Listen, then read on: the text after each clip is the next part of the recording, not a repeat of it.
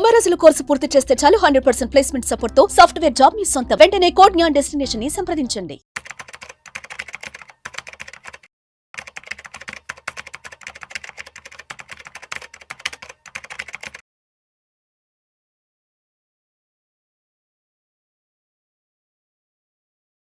నమస్తే రేవంత్. నమస్తే అండి. Revanth, welcome to Vishnu talks. Thank you. Revanth, మొన్న ఈ మధ్య నెల్లూరు వెళ్ళొచ్చాను. ఓకే. సో నెల్లూరు వెళ్ళిన ప్రతిసారి ఫ్రెండ్స్ అందరిని కలుస్తుంటాను. ఫ్రెండ్స్ అందరిని కలిసామంటే సాధక బాధకాలు మాట్లాడుకుంటూ ఉంటాం. అయితే అంటే కొంతమంది ఫ్రెండ్స్ నేను బాగా అబ్జర్వ్ చేశాను. అంటే అందరూ మంచి ఇన్కమ్ లోనే ఉన్నారు, మంచి శాలరీస్ లోనే ఉన్నారు. ఓకే. నా ఫ్రెండ్స్ లో కొంతమంది నెలకు 1,00,000 సంపాదించే వాళ్ళు ఉన్నారు, 2 లక్షలు సంపాదించే వాళ్ళు ఉన్నారు. అంటే శాలరీ పరంగా అందరూ మంచి పొజిషన్ లోనే ఉన్నారు. ఓకే. బట్ ఎందుకో ఫైనాన్షియల్ ప్లానింగ్ విషయంలో చాలా మంది అసలు ఎక్కడో ఉన్నారు. ఓకే. అంటే నెలకి 1,00,000-1,50,000 సంపాదిస్తున్నా కూడా ఎందుకో చాలా మంది ఏవో రకరకాల ఇష్యూస్ లో చుట్టుకుపోయేసేసి కొంతమంది ఎందుకో ఇంకా వెనక్కి వెళ్ళిపోతున్నారు. ఓకే. అదే 1,00,000-1,50,000 సంపాదించి ఇంకొంతమంది ఎలా ఉన్నారంటే చాలా చక్కగా ఫైనాన్షియల్ ప్లానింగ్ చేసుకొని ఫైనాన్షియల్ గా బాగా సెటిల్ అయినారు చాలా మంది. ఓకే. అంటే ఒక మంచి ఇల్లు కొనుక్కొని, ఇల్లు కట్టుకొని, ఒక మంచి ఫ్యామిలీ, ఇలా కొంతమంది సెటిల్ అయినారు.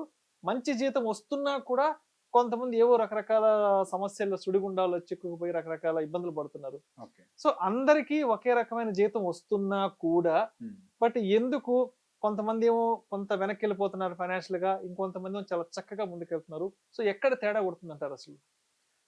సార్, అందరూ అనుకుంటాం మనిషి జీవితం నిర్ణయించేది డబ్బు అని.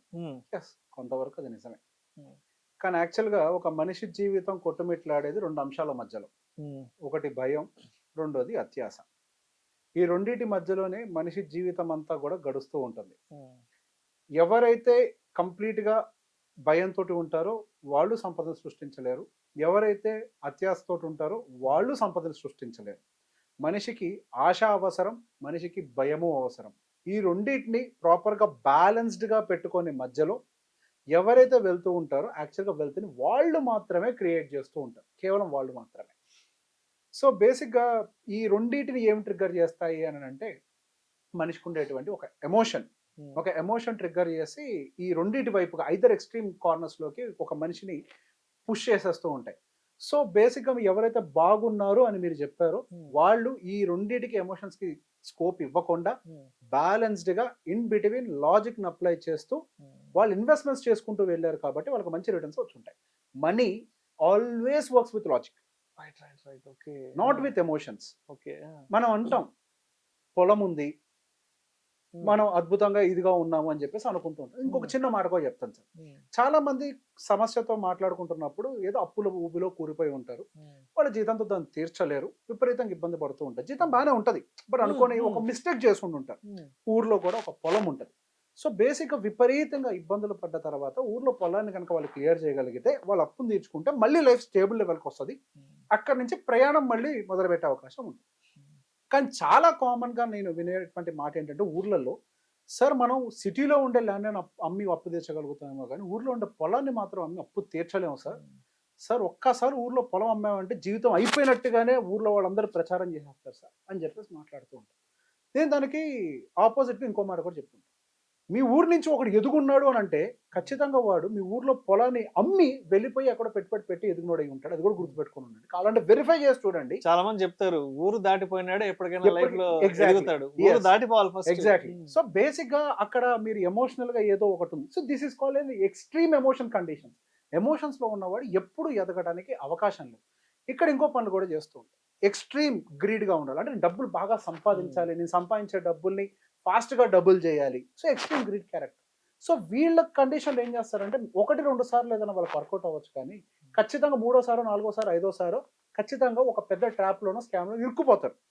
అంటే ఫర్ ఎగ్జాంపుల్ మీరు ఒక 10 లక్షల రూపాయలు మా భూమిలో ఇన్వెస్ట్ చేస్తే ఉన్నాయిగా, ఎందుకు పేరు వద్దులేను కానీ కంపెనీ పేరు పెద్ద కంపెనీ ఈ మధ్య ఆ ప్రాబ్లం ఇరుక్కున్న క్లైంట్ ఎరుకొచ్చాడు. ఇన్ని డబ్బులు పెడితే 3 సంవత్సరాలు దాన్ని డబల్ చేసి ఇంక్లూడింగ్ ఇంట్రెస్ట్ ప్లస్ ప్రిన్సిపల్ కలిపిస్తాం, డబల్ ది అమౌంట్ ఇస్తామని చెప్పేసి ప్రామిస్ చేసి అట్లాంటి వాటిల్లో పెడతాం. ఈ ప్రీ లాంచింగ్ ఇట్లాంటి వాటిల్లో పెడుతూ మేము చూస్తుంటాం కదా. సో బేసిక్ అక్కడ పాయింట్ ఇక్కడ మనం అర్థం చేసుకోవాల్సింది ఏంటి, మిమ్మల్ని ఏది ట్రిగ్గర్ చేసింది? డబల్ ఇస్తాం, 2 ఇస్తాం, 3 ఇస్తాం అనే ఒక పాయింట్ ఏదైతే ఉందో మీరు ట్రిగ్గర్ కి గురైపోయి అక్కడికి వెళ్ళి పెట్టారు. ప్రాక్టికల్గా 2-3 సంవత్సరాల్లో డబ్బుల్ని డబల్ చేయడం అనేది సాధ్యం అవుతుందా? ఏ గ్యాంబ్లింగో ప్యాకాటాడో ఎక్కడో చోట అదృష్టం కలిసి వచ్చి వస్తేనే తప్పించి ప్రాక్టికల్గా సాధ్యం కాదు. లైఫ్లో చేసే మన ఒక్క మిస్టేక్ మనం పెట్టిన పెట్టుబడి మొత్తాన్ని గుంజుకొని వెళ్ళిపోయి ఉంటుంది. చాలా మంది జీవితంలో వెనక్కి వెళ్ళిపోయిన వాళ్ళు, మీరు అన్నారు కష్టాలు ఊబిలో సుడిగుండాల్లో చుట్టుకున్నారు అని చెప్పి. సో బేసిక్గా వాళ్ళు చుట్టుకున్న ఈ సుడిగుండం అంతా ఏంటి అంటే వాళ్ళకు ఉన్నటువంటి ఎక్స్ట్రీమ్ గ్రీడ్ ఫ్యాక్టర్ అయి ఉండాలి, లేదా ఎక్స్ట్రీమ్ కన్సర్వేటివ్ ఫ్యాక్టర్ అయి ఉండాలి. అంటే అతి జాగ్రత్త, భయం కూడా అయి ఉండాలి.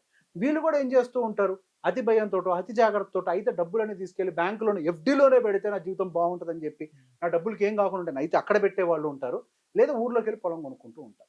సో బేసిక్ ఈ 5 కండిషన్స్ లో కూడా ఇక్కడ ఏమవుతుంది, మీ ఆస్తి ఏమో పెరగకుండా ఉంటుంది, ఇక్కడేమో మీరు సంపాదించిన డబ్బులు కూడా పోగొట్టుకుంటూ ఉంటారు. సో ఈ రెండు కాకుండా మధ్యలోకి వచ్చి బ్యాలెన్స్డ్ గా వాళ్ళు సంపాదించేటువంటి రూపాయి ప్రాపర్గా ఎక్కడ గ్రో అవ్వగలుగుతుంది, రియాలిటీ ఎక్కడుంది, ఎక్కడ గ్యాంబ్లింగ్కి కానీ స్కామ్కి కానీ స్కోప్ లేకుండా ఉంటుంది, ప్రాపర్గా లీగల్గా లిటిగేషన్స్ లేకుండా ఎక్కడ ఉంటుంది అన్న దాన్ని అర్థం చేసుకొని ఎవడైతే పెట్టుబడి పెడతాడో వాడు స్టడీగా గ్రో అవుతాడు. సో బేసిక్ ఇక్కడ స్టడీగా గ్రో అవ్వాలంటే ఎమోషన్స్ అన్నదాన్ని వదిలేయాలి. మనిషికి భయం భక్తి రెండు ఉండాలి, నేను కాదని అనట్లేదు, ఆశ కూడా ఉండాలి, నేను కాదని అనట్లేదు. అవి ఎప్పుడైతే ఎక్స్ట్రీమ్ కార్నర్స్కి వెళ్తాయో అప్పుడు యాక్చువల్గా మనిషి పూర్తిగా పాతాళ లోకానికి తొక్కేయబడతాడు. సో సేమ్ శాలరీ ఉన్నప్పటికీ, ఇంకొక కేసు కూడా చెప్తాను ఇలానే. 2 వ్యక్తులు, నాకు నా క్లయింట్ చెప్పిందే, 2 వ్యక్తులు ఒకటే కంపెనీ, ఒకటే జీతం, వాళ్ళు ఫ్రెండే. ఈయనేమో ఎప్పటి నుంచి ఇన్వెస్ట్మెంట్ చేస్తున్నాడు, ఈయన కూడా ఎప్పటి నుంచో ఇన్వెస్ట్మెంట్ చేస్తున్నాడు.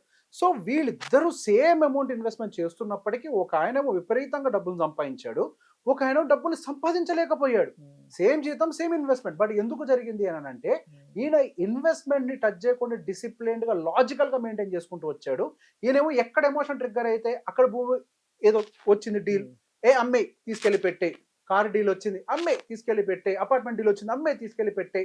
ఎవరైతే missing FOMO, fear of missing opportunity, మనకి ఏదో పోతుందన్న దాంతో వాళ్ళ ట్రాక్ ని ఎవరైతే తప్పారో ఆయన మాత్రం సెట్ క్రియేట్ చేయలేకపోయాడు. సో బేసిక్ ఇక్కడ ఎమోషన్ కి తావు ఇవ్వకూడదు, ఏదో పోతుంది ఏదో జరుగుతుంది ఈ ఎమోషన్స్ కి తావు ఇవ్వకూడదు. లాజిక్ కి మాత్రమే మనం అప్లై చేయాలి. మనం ఒక దాంట్లో పెట్టుబడి పెట్టిన తర్వాత దాని నుంచి ఇన్వెస్ట్మెంట్ ని డైవర్ట్ చేయాలని లాజిక్ ఉండాలి, ఒకటే ఇన్వెస్ట్మెంట్ లో మనం కూర్చొని ఉండాలన్నా కానీ లాజిక్ ఉండాలి. సో ఎమోషన్స్ తోటి ఎప్పుడు కూడా ఇన్వెస్ట్మెంట్స్ అనేవి వర్కౌట్ అవ్వవు. రైట్. డబ్బుకి కావాల్సింది ఏంటి, ప్లస్ మైనస్ డివైడ్, ఇవి కదా. ప్రేమ, ఆప్యాయతలు, అనుబంధాలు, డబ్బుతో దానికేం పని ఉంది, డబ్బుకు దాంతో పని లేదు. సో రాంగ్ ప్లేస్ లో రాంగ్ థింగ్ ని అప్లై చేయటం వల్ల మనం ఎక్కువ ఓడిపోతూ ఉంటాం. Apply right things at right place. So conclusion గా మరి ఒకే జీతం వచ్చే ఫ్రెండ్స్ కొంతమంది చాలా చక్కగా ఫైనాన్షియల్ ప్లానింగ్తో ముందుకు వెళ్తుంటారు, ఇంకొంతమంది రకరకాల ఇబ్బందులతో కూడా వెనక్కి వెళ్తుంటారు. కాబట్టి సో నాకు ఇక్కడ క్లియర్ కట్గా చెప్పు, ఎస్ వీళ్ళు ఏం చేస్తే వీళ్ళు ముందుకు వెళ్తున్నారు, వీళ్ళు ఏం చేస్తున్నారు ఏమి చెయ్యట్లేదు, చెయ్యకపోవడం మనం వెనక్కి వెళ్తున్నారు, ఒకసారి క్లియర్గా చెప్పు. డబ్బుకి ఏం కావాలో అది చేయాలి. ఇప్పుడు సింహం దగ్గరికి వెళ్ళి గడ్డేస్తే తింటదా? లేదు కదా. ఆవు దగ్గరకు వచ్చి మాంసం పెడితే తింటదా? తినదు కదా. సో బేసిక్గా డబ్బుకి ఏం కావాలి, లెక్క కావాలి, లాజిక్ కావాలి, అండర్స్టాండింగ్ కావాలి, దానికి స్టడీ కావాలి. దాని దగ్గర ఇది మాత్రమే అప్లై చేయండి. ఎప్పుడైతే మీరు దీన్ని ప్రాపర్గా ఇట్లా అప్లై చేస్తారో ఎస్ ఆవు బాగుంటుంది, సింహం బాగుంటుంది. అంతే. Right. Thank you so much Revanth. Thank you అండి.